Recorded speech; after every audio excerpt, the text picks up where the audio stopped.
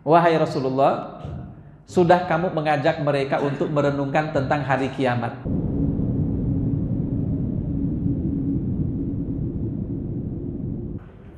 Bismillahirrahmanirrahim. Assalamualaikum warahmatullahi wabarakatuh.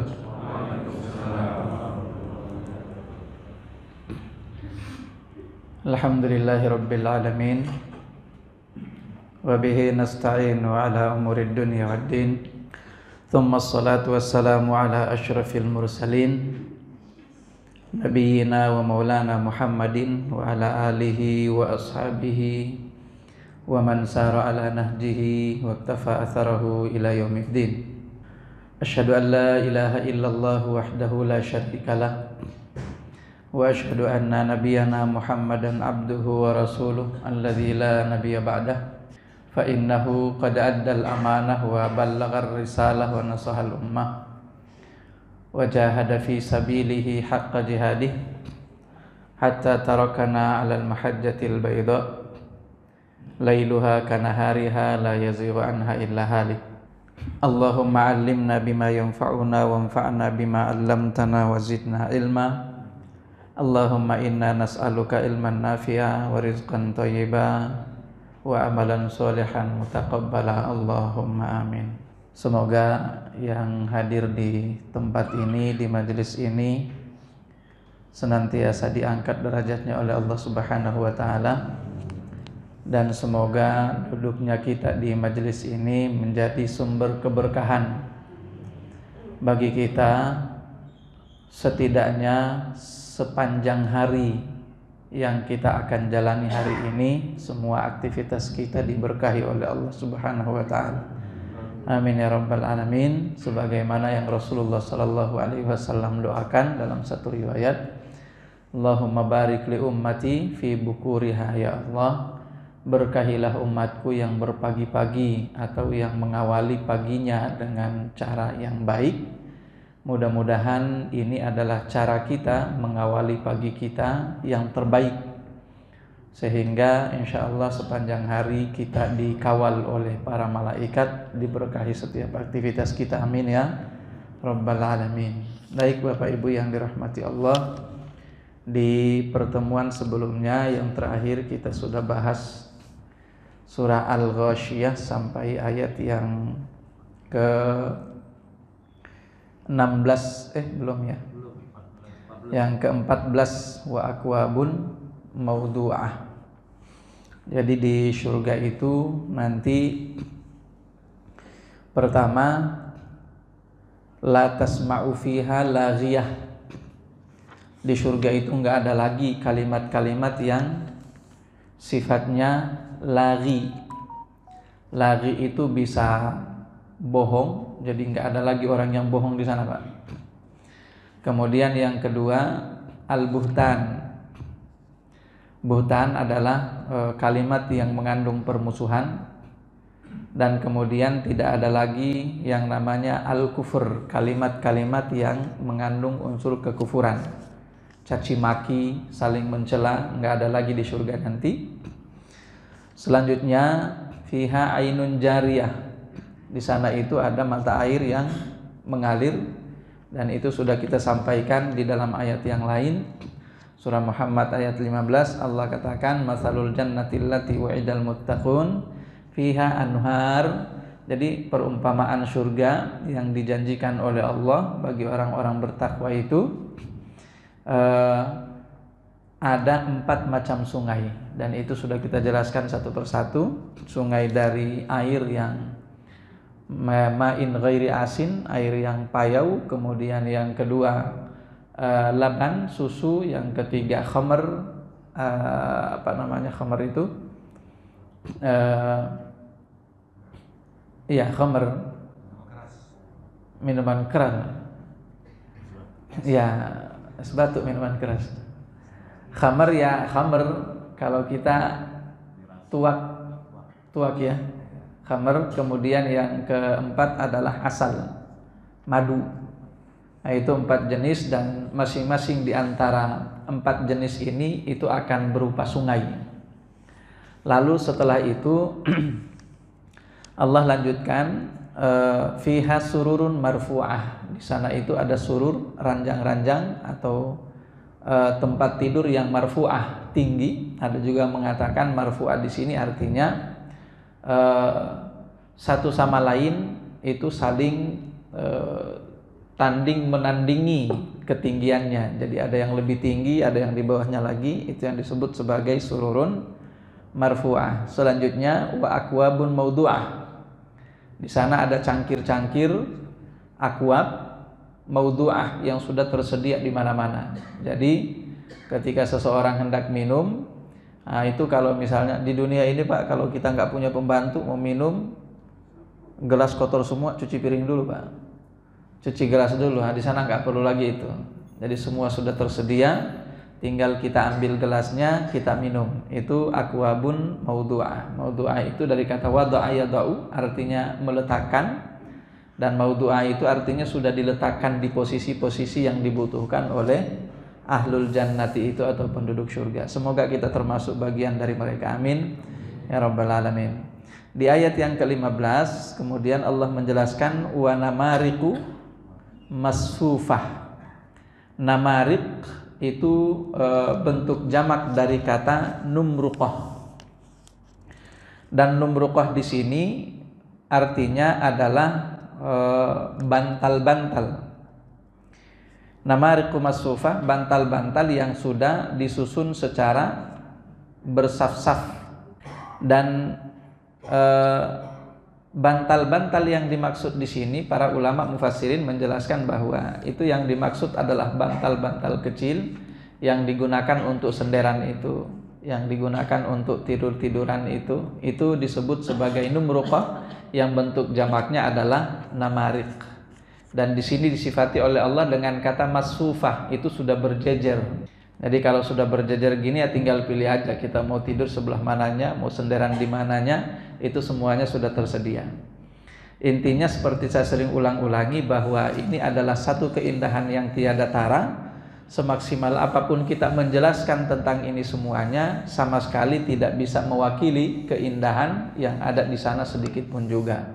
Karena kita harus ingat-ingat apa yang dijelaskan oleh Rasulullah dalam satu sabdanya, surga itu mala ainun ra'at, tidak pernah disaksikan oleh mata manapun, wala udhunun sami'at, tidak pernah didengarkan oleh siapapun atau telinga manapun tentang keindahannya, wala khatara fi bali ahadikum, dan tidak akan pernah bisa terbayang keindahannya di dalam benak setiap orang di antara kalian. Itu saja kaidah untuk menggambarkan tentang surga itu.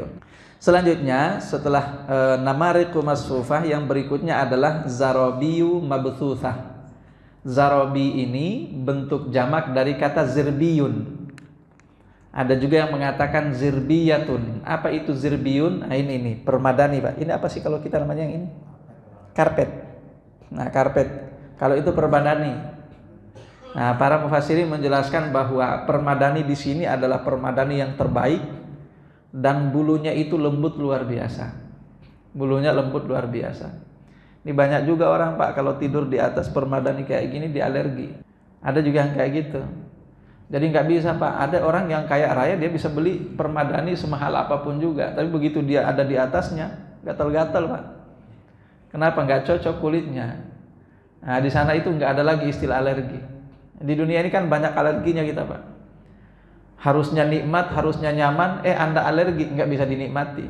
Jadi itu zarabi berasal dari kata zirbiyatun, dan itu kata Allah Subhanahu wa taala digambarkan dengan kata mabthuthah.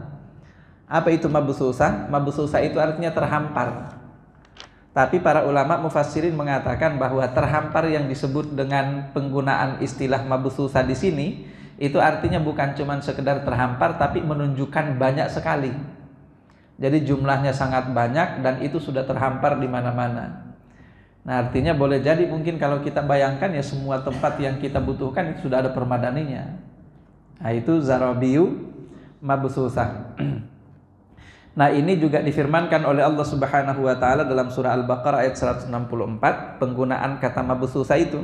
Di sana Allah katakan wa batsa fiha min kulli dabbah. Nah ini Wa batsa fiha min kulli dabbah, dan Allah Subhanahu wa taala batsa, menebarkan, fiha, di muka bumi itu, min kulli dabbah, setiap hewan yang melata apapun itu Allah sebarkan di atas permukaan bumi ini. Nah, kata batsa fiha min kulli dabbah, yang mana ini satu akar kata dengan kata zarabi mabthutsah tadi itu, menunjukkan bahwa permadani nanti yang dihamparkan itu jumlahnya tidak akan bukan cuma satu, tapi itu jumlahnya banyak, luar biasa.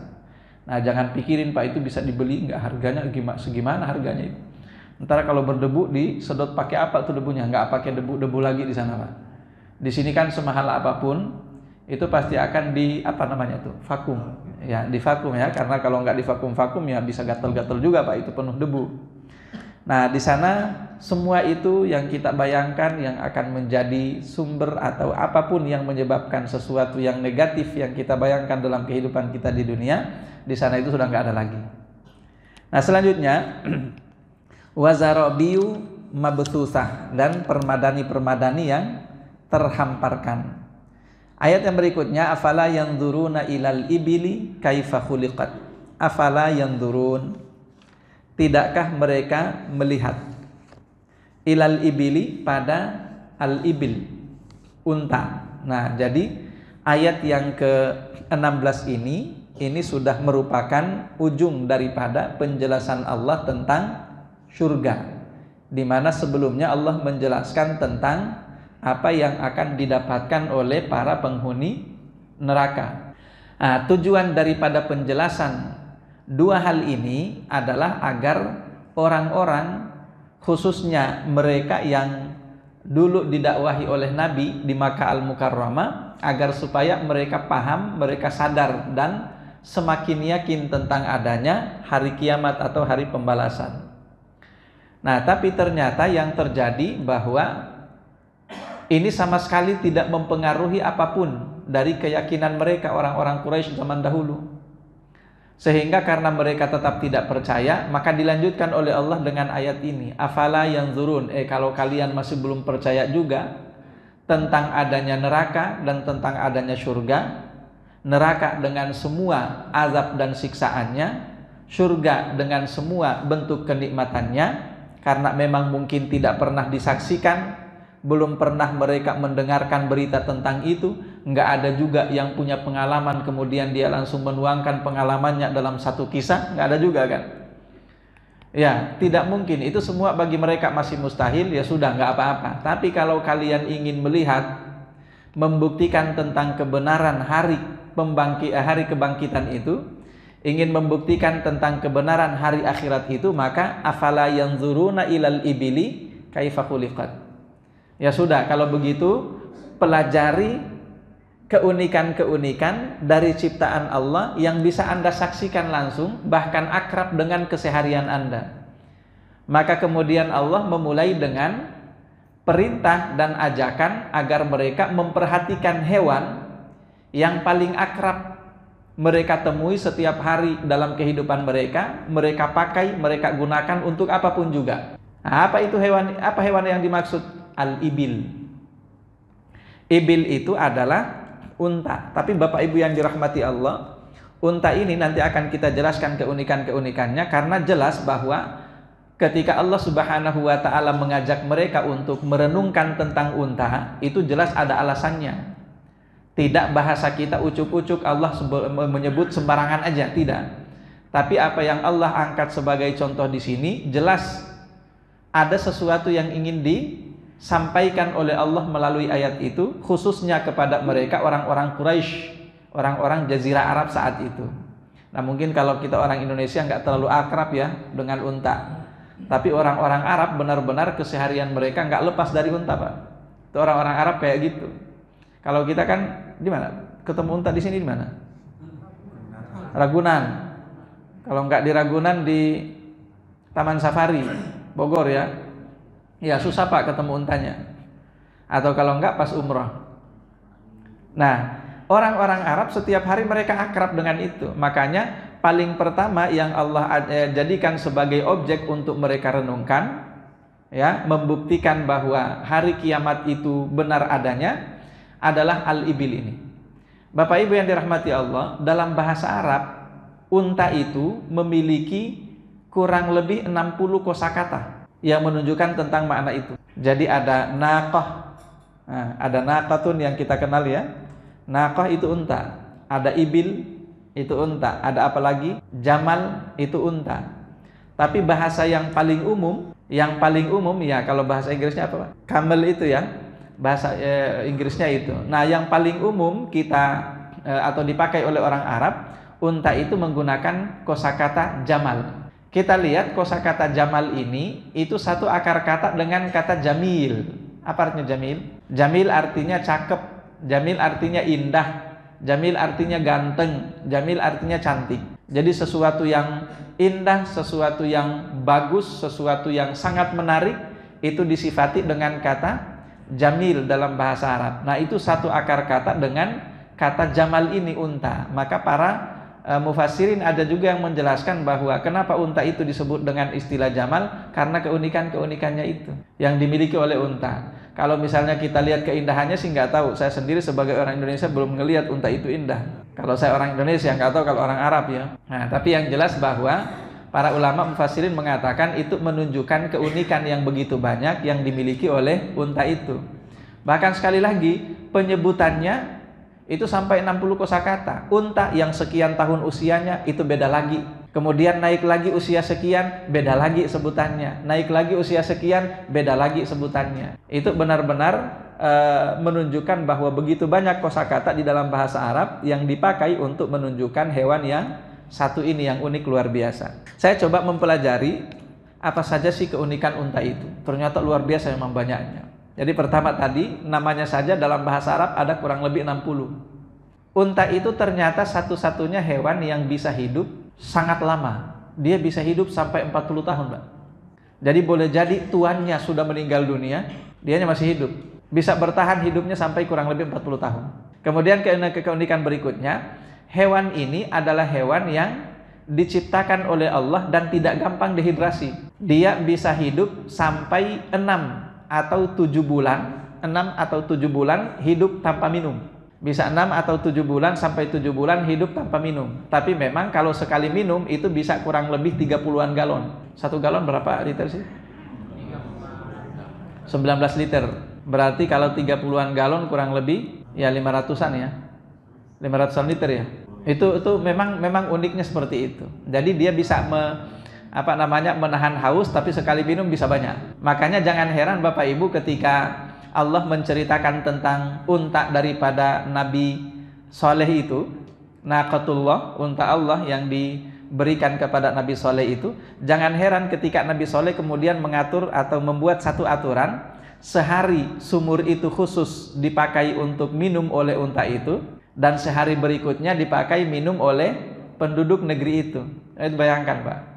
Jadi sehari unta itu aja yang minum di situ. Mereka nggak boleh minum. Sehari berikutnya nanti mereka silakan ambil air minum dari situ. Tapi sekaligus juga nanti sehari yang berikutnya ketika mereka belum giliran mereka untuk minum dari situ, mereka bisa memerah susu itu. Susu daripada unta itu, dan susunya bisa memenuhi kebutuhan susu untuk seluruh penduduk negeri yang ada pada saat itu di Al-Hijr itu. Nah, jadi luar biasa memang unta itu. Nah, kelebihan berikutnya, dia ini bisa jadi kalau kita manusia ini, uap yang ada dari dalam kita itu, dari dalam tubuh kita, uapnya yang keluar, kita bisa menguap atau apa, itu ada uap dan tidak bisa kembali lagi. Tapi dia ketika menguap itu bisa ditarik lagi, Pak. Jadi dia bisa ditarik lagi sehingga kebutuhan menguap tadi itu bisa memenuhi apa yang dia butuhkan saat itu, karena dia hidupnya kan di padang pasir. Ada makhluk apa yang bisa bertahan hidup dengan kuatnya, dengan lamanya di padang pasir yang begitu panas? Nah, cuman unta ini yang bisa bertahan. Kemudian keunikan berikutnya, kakinya itu lebar sehingga makhluk ini memang ketika dia berjalan di padang pasir, kalau manusia mungkin kan boleh jadi kakinya itu kemudian tertancap ke dalam pasir, susah untuk jalan. Tapi unta itu dia enggak sampai masuk ke dalam pasir itu kakinya, karena memang bentuk kakinya yang lebar. Nah, itu keunikan berikutnya. Selanjutnya, kalau manusia atau mamalia, hewan yang lain, itu rata-rata mereka kalau sudah kehilangan 15% dari air yang dia butuhkan, itu dehidrasi, Pak. Tapi kalau unta itu sekali lagi, karena tidak dehidrasi, maka sampai bisa bertahan tidak minum, itu bisa sampai 6 bulan. Karena nggak ada dehidrasinya sama sekali. Berikutnya, hewan ini, dan kan dia punya punuk di atas punggungnya itu. Meskipun punuk ini sebetulnya dia muncul tidak pada saat hewan ini lahir, tapi dia muncul kapan? Saat hewan ini mulai memakan makanan-makanan yang mulai keras-keras. Mulailah muncul punuknya di situ. Apa fungsi daripada punuk ini? Fungsi dari punuk ini ternyata menyimpan lemak. Dan lemak itu berfungsi selain menyimpan lemak juga menyimpan persediaan air. Itu punuknya. Makanya dia unik. Ada yang punuknya 2, ada yang punuknya 1. Nah, punuknya itu tadi fungsinya menyimpan lemak. Jadi sehingga ketika dia berjalan di padang pasir yang begitu jauh dan tidak mendapatkan suplai makanan, itu lemak yang tadi di atas punuknya itu, di dalam punuknya itu bisa diproses jadi sumber nutrisi bagi badannya. Itulah sebabnya sehingga dia tidak perlu dikasih makan terlalu cepat. Dia bisa bertahan dengan waktu yang begitu lama, tidak makan dan tidak minum. Karena sekali lagi semua kebutuhan itu disimpan di dalam punuknya itu. Selanjutnya, punuk daripada unta itu selain fungsinya menyimpan tadi itu persediaan lemak dan air, punuk ini juga ternyata mengatur suhu udara. Sehingga dengan suhu udara yang bisa diatur lewat punuk ini, unta itu bisa menyesuaikan dengan kondisi udara sekitarnya. Jadi kalau udaranya lagi panas banget, itu diatur oleh punuknya itu sehingga suhu dia itu tidak jauh, tidak jomplang dengan suhu yang ada di luar. Maka dia bisa tidur dalam kondisi sedingin apapun, dan dia juga bisa tidur dengan nyamannya dalam kondisi sepanas apapun. Maka sepanas apapun itu ya, suhu daripada padang pasir yang sudah dikenai sinar matahari yang begitu terik, di mana kita mungkin nggak kuat, bahkan melepas sendal saja dalam beberapa detik nggak kuat, itu dia bisa nyaman aja di situ, tidur-tiduran. Unta seperti itu, Pak. Kenapa? Karena suhu udaranya diatur oleh tadi itu yang ada di punuknya ini. Selain bahwa dia memiliki kulit yang tebal dan bulu-bulu yang cukup untuk melindungi dia dari suhu yang se ekstrim apapun yang dia alami. Itu keunikan unta. Berikutnya, kalau kita lihat unta itu jalannya lambat kan, tapi ternyata Bapak Ibu dia bisa lari. Dan karena kakinya yang panjang-panjang sehingga begitu dia lari, ternyata kecepatannya bisa sampai mencapai 65 km per jam. Itu bisa tuh, Pak. 65 km per jam. Ini bisa lebih cepat daripada ibu-ibu yang naik motor. Atau kalau enggak bisa lebih cepat dibandingkan daripada aki-aki yang naik motor. Sampai 65 km per jam. Itu kecepatan unta. Jadi mereka memang jalannya kelihatan lambat, tapi kalau lari itu karena memang langkahnya, kakinya yang begitu panjang, itu cepat larinya. Sekali lagi bisa sampai mencapai 65 km per jam. Bulu-bulunya, bulu daripada unta itu ternyata melindungi badannya dari terik panas matahari sekaligus memantulkan cahaya atau sinar matahari. Itu dipantulkan kembali oleh dia, sehingga kemudian tidak mempengaruhi badannya.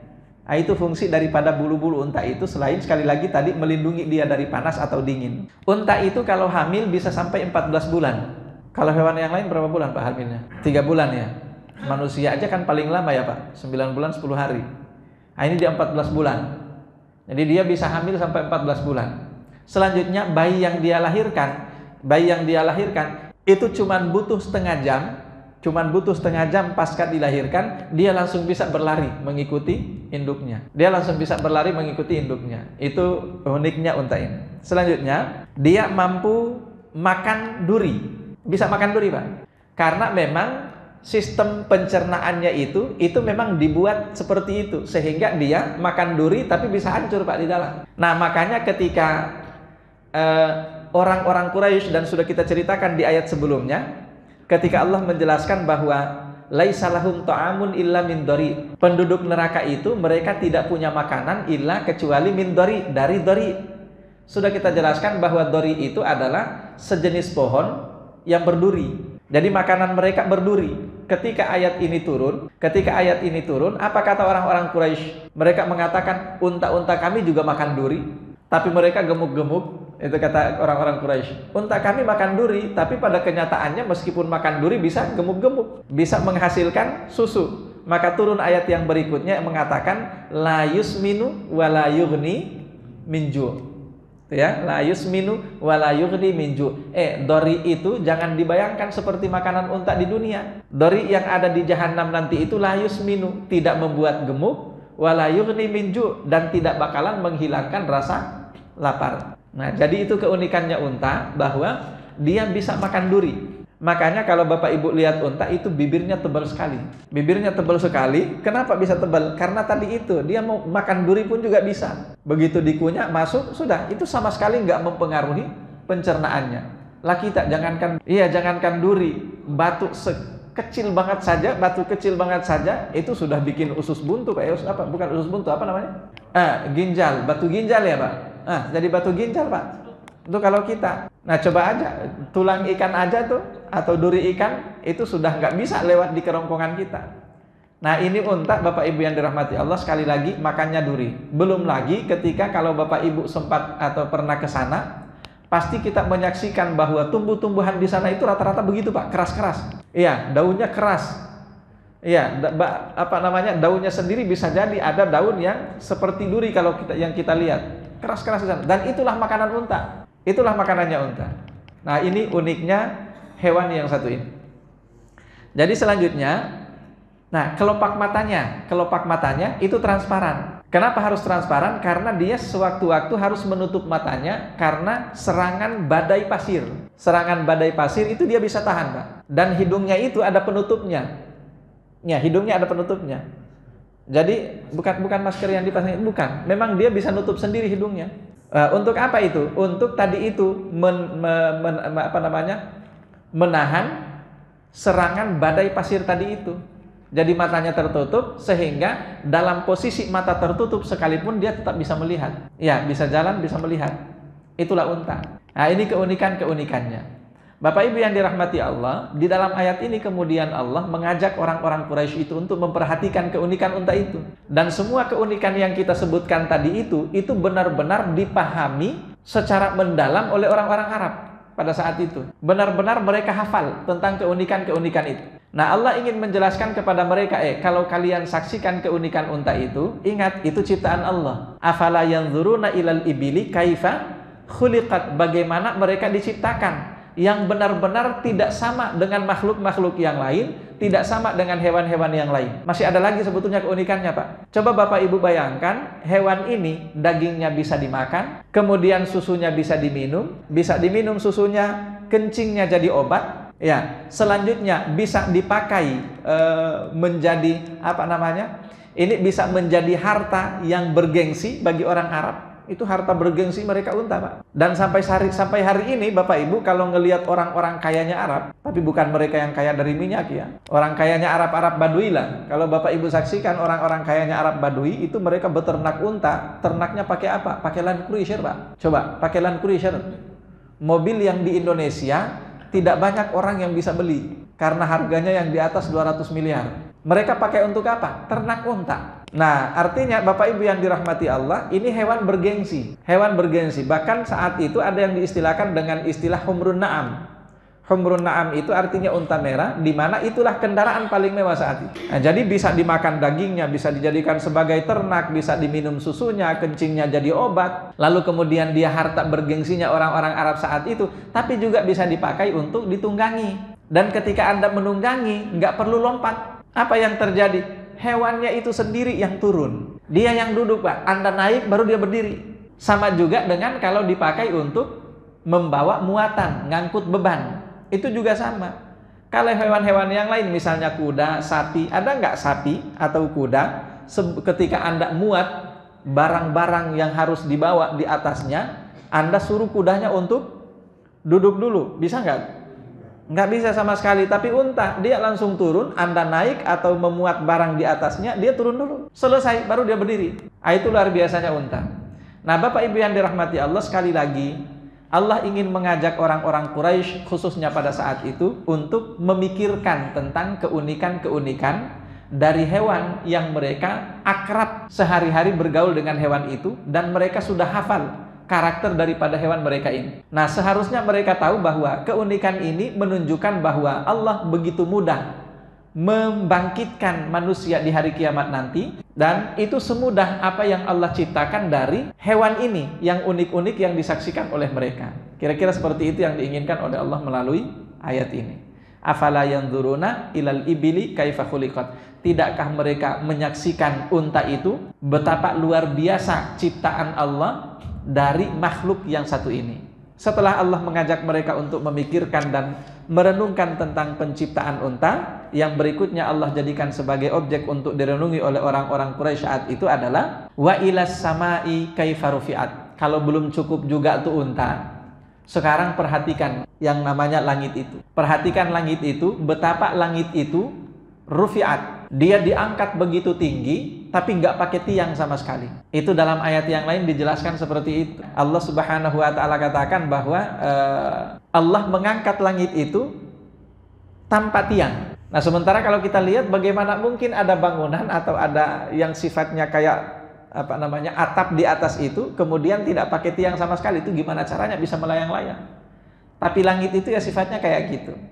Nah, makna pertama yang dimaksud dengan ilas samai kaifa khuliqat kaifa rufi'at di sini artinya betapa langit itu tinggi luar biasa tapi sama sekali nggak pakai tiang.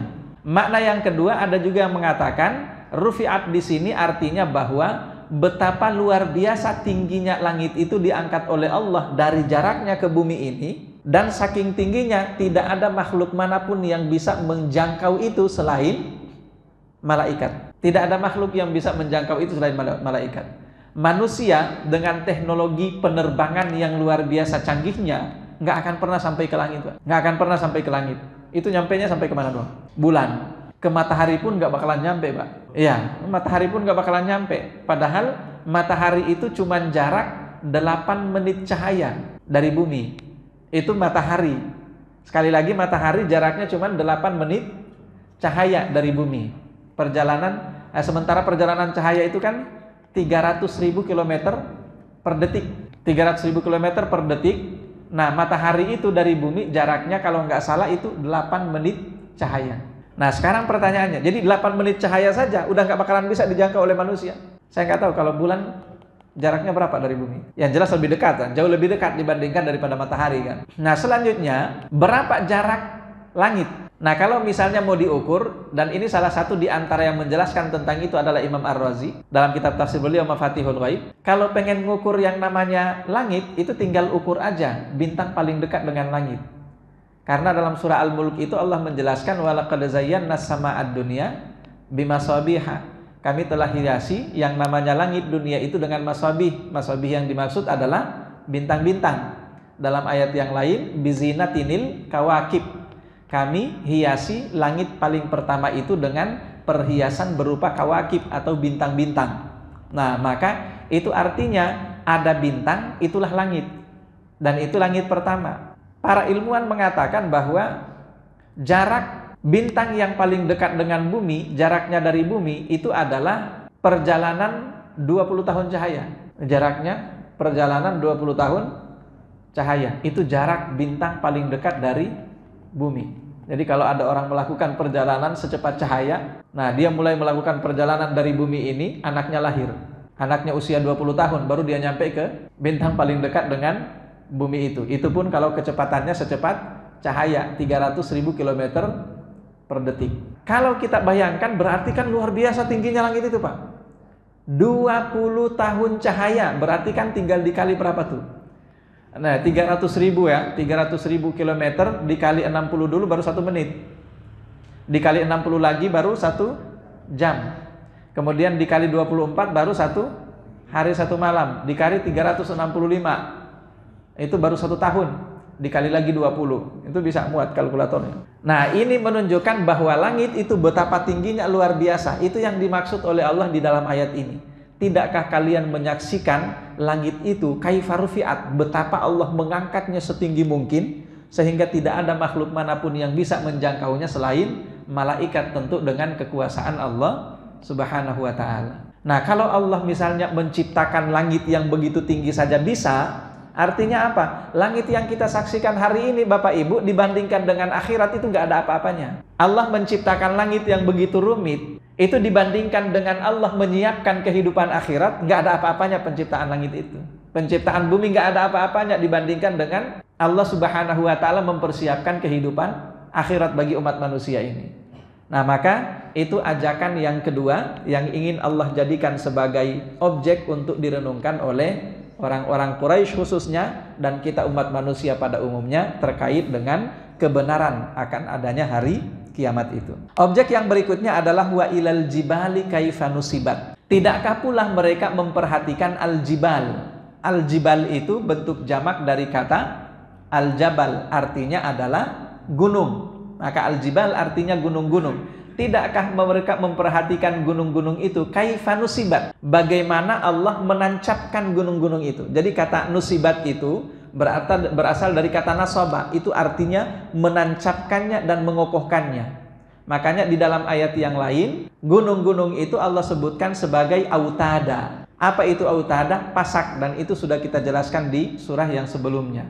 Allah jadikan gunung-gunung itu sebagai pasak sehingga bumi ini nggak goyang. Meskipun dia berputar dengan kecepatan yang luar biasa, tapi sama sekali nggak goyang. Kenapa dia bisa nggak goyang? Ya karena ada gunung-gunung. Selanjutnya, kalau Bapak Ibu misalnya mau tahu perjalanan daripada bumi ini, itu kalau kita ukur misalnya dengan perjalanan Anda naik motor, itu anginnya sudah luar biasa kencangnya, Pak. Tapi kita di sini pada kenyataannya, ya misalnya kalau nggak ada gunung-gunung, apa yang akan terjadi dengan bangunan-bangunan ini? Roboh semua ketiup angin, Pak. Tapi dengan adanya gunung-gunung itu, semua menjadi aman. Jadi buminya jadi aman, jadi kokoh, ada tempat di mana manusia bisa berlindung di situ. Nah, itu atas berkat daripada kuasa Allah menciptakan gunung yang dijadikan sebagai autada tadi itu, menjadikan bumi ini jadi nyaman dan layak serta cocok untuk ditinggali oleh kita manusia dan makhluk-makhluk yang lain yang ada di bumi ini. Seharusnya itu dijadikan sebagai bahan renungan. Wa ilal jibali kaifa nusibat. Yang berikutnya objek yang keempat, wa ilal ardi kaifa sutihat. Nah, tidakkah pula mereka menyaksikan bumi ini kaifa sutihat? Bagaimana bumi ini sutihat? Sutihat itu dari kata sathun. Sataha itu artinya hamparan. Nah, sudah kita sampaikan dulu bahwa ini tidak berarti bahwa atau tidak harus berarti bahwa bumi itu datar, tidak. Tapi dijadikan sebagai hamparan itu artinya agar manusia bisa nyaman tinggal di atasnya. Itu maksudnya. Belum lagi kalau Bapak Ibu perhatikan kata al-ardu di dalam bahasa Arab itu tidak selalu diartikan sebagai bumi. Saya ulangi kembali. Kata al-ardu di dalam bahasa Arab itu tidak selamanya diartikan sebagai bumi. Tapi al-ardu di dalam bahasa Arab itu diartikan juga sebagai tanah. Anda punya sebidang tanah, itu dalam bahasa Arab disebut ardun. Ini ya, misalnya nih, ini ada berapa luasnya tanah Masjid Al-Muttaqin ini. Ini disebut ardun ini. Tanah kosong itu disebut ardun khali. Tanah yang kosong disebut ardun khali. Jadi ketika Allah katakan wa ilal ardi kaifa sutihat, itu tidak selamanya harus diartikan bumi ini secara keseluruhan. Tapi itu bisa diartikan bahwa tanah yang ditempati oleh manusia itu dijadikan oleh Allah Subhanahu wa Ta'ala terhampar sehingga manusia itu bisa nyaman untuk tinggal di atasnya. Anda bayangkan Bapak Ibu, seandainya permukaan bumi ini dijadikan modelnya sama seperti bentuk bumi, tidak hamparan seperti itu. Coba bayangkan Pak, tiang daripada rumah yang Anda bangun itu akan panjang satu-satu. Begitu Pak, nggak nyaman ditinggali oleh manusia. Jadi yang dimaksud oleh Allah dengan kaifa sutihat di sini dijadikan sebagai hamparan, itu artinya sehingga manusia itu bisa nyaman tinggal di atasnya.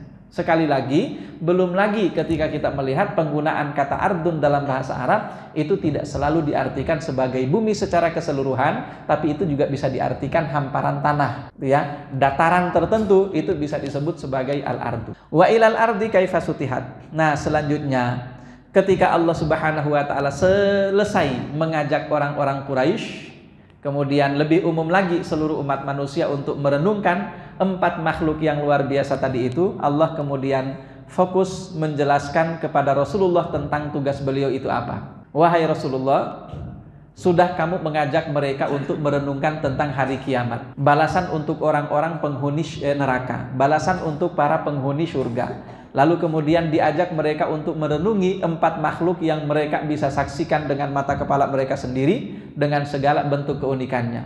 Setelah itu wahai Rasulullah, kata Allah Subhanahu wa Ta'ala, fadzakir. Udah, ingatkan saja. Nah, ini kesimpulannya. Jadi kata Allah, fadzakir, ingatkan saja. Innama anta mudzakir. Nah, saya sudah beberapa kali menjelaskan tentang kata innama ini.